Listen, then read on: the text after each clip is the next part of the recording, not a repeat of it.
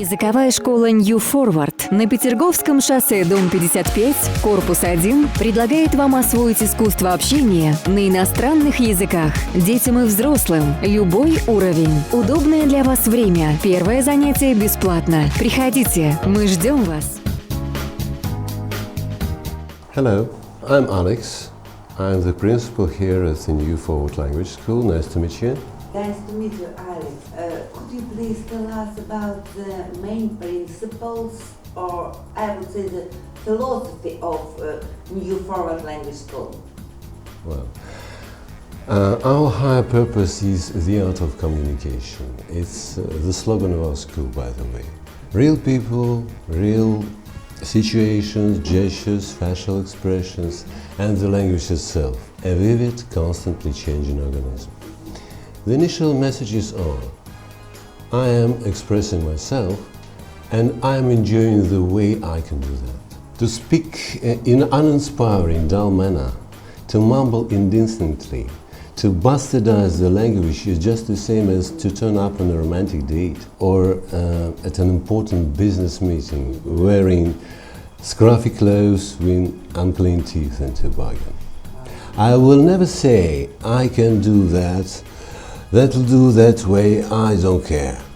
Because I respect my interlocutor and it's me and no one else is interested in being easily and clearly understood, to be more concentrated on what to say than how to speak.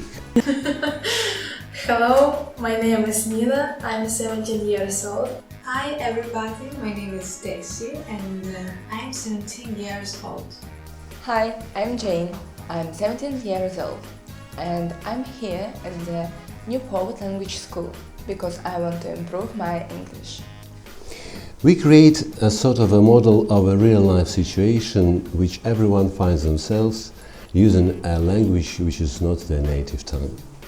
Typically, it's a stressful or even extreme situation.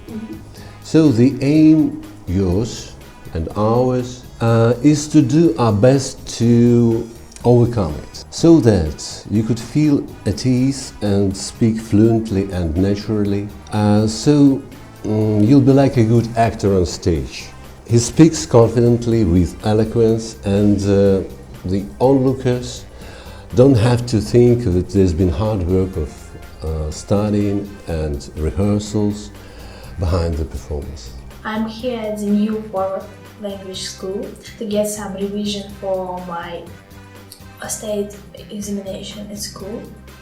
I decided to come here to the Nью Форвард Language School because I have a dream. I'd like to get a good result in the state exam which I take next year, to go on studying at university on the budget basis with no need to pay the fees, you know? Alex, thank you a lot for explanations, but I don't fully understand what gestures or facial expressions have to do with language learning. Well, that's pretty simple. I'll give you an example of that. An adult group, we revised some grammar material about how to use or not to use the present continuous tense with certain verbs. For example, to insist, which is not typically used in progressive tenses. Not used even though we are doing that at the moment of speaking. In an exercise we see a sentence: I will be paying the bill, I insist. A student mumbles it with no intonation at all. I will be paying the bill, I insist. I say, no, that's not correct. Why? Look, right now, you're sitting next to an awesome girl at a cafe. It's your first date.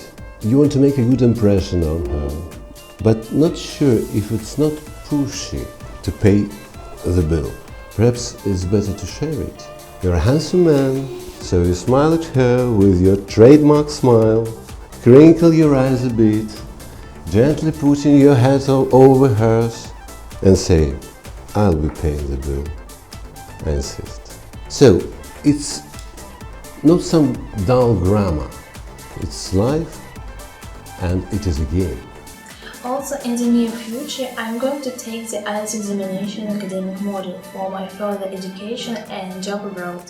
I just love everything to do with the sky and flying, so I'd like to be a flight attendant. I do have good grades in English at school, but I think I could do better. Another example is with gestures. The Soviet leader, Brezhnev, appears on the balcony of the White House after negotiations with the US President Nixon. He's smiling and makes a gesture like this. We are friends. His intention is to say we are friends, but he's just unaware that for the Americans, his gesture means something absolutely different. I won! I am victorious! The audience is shocked. The act of communication is ruined. Well, now I see. Thank you for such detailed explanations. And now, Alex, could you please tell us about the methods you practice at your school? Harmony, principled eclecticism, or a harmonic synthesis of traditional and innovative methods and teaching techniques. Well, it sounds a bit complicated. Well, in other words, what are your objectives? What goals are you going to achieve? How are you planning to use the language in the near future or a long time perspective? Neither intensive nor quasi-communicative approach are very efficient if you wish to feel the beauty of the language, to sound witty, delicate or sophisticated while expressing overtones of feelings and thoughts. Or if your aim is to make a successful presentation, say at a conference.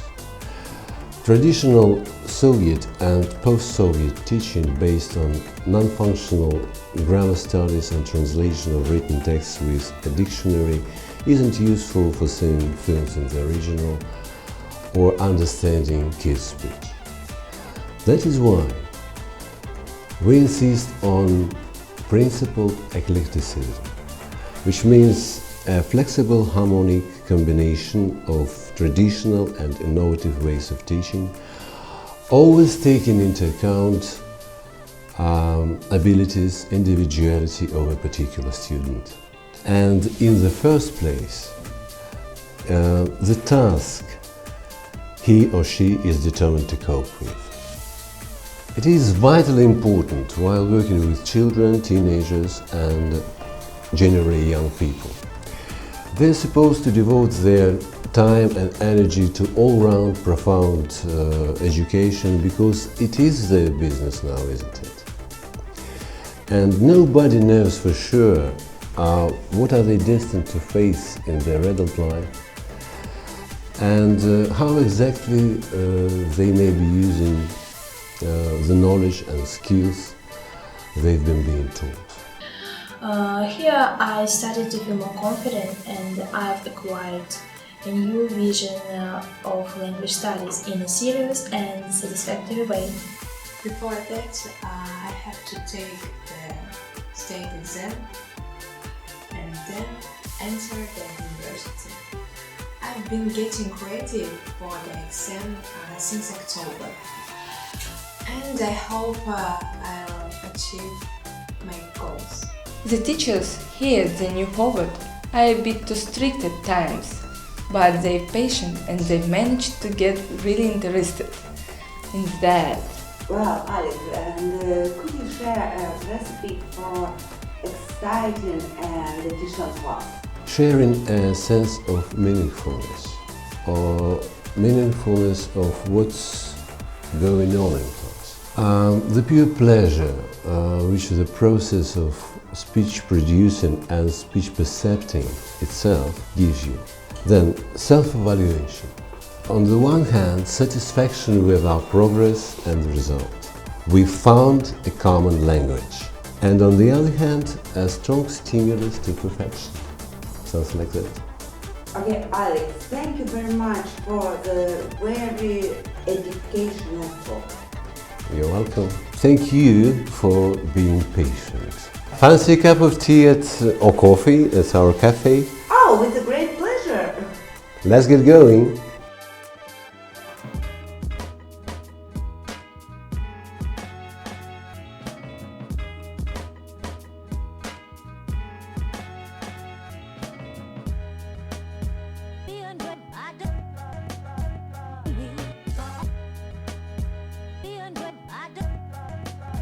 Thank you very much. Thank them a lot.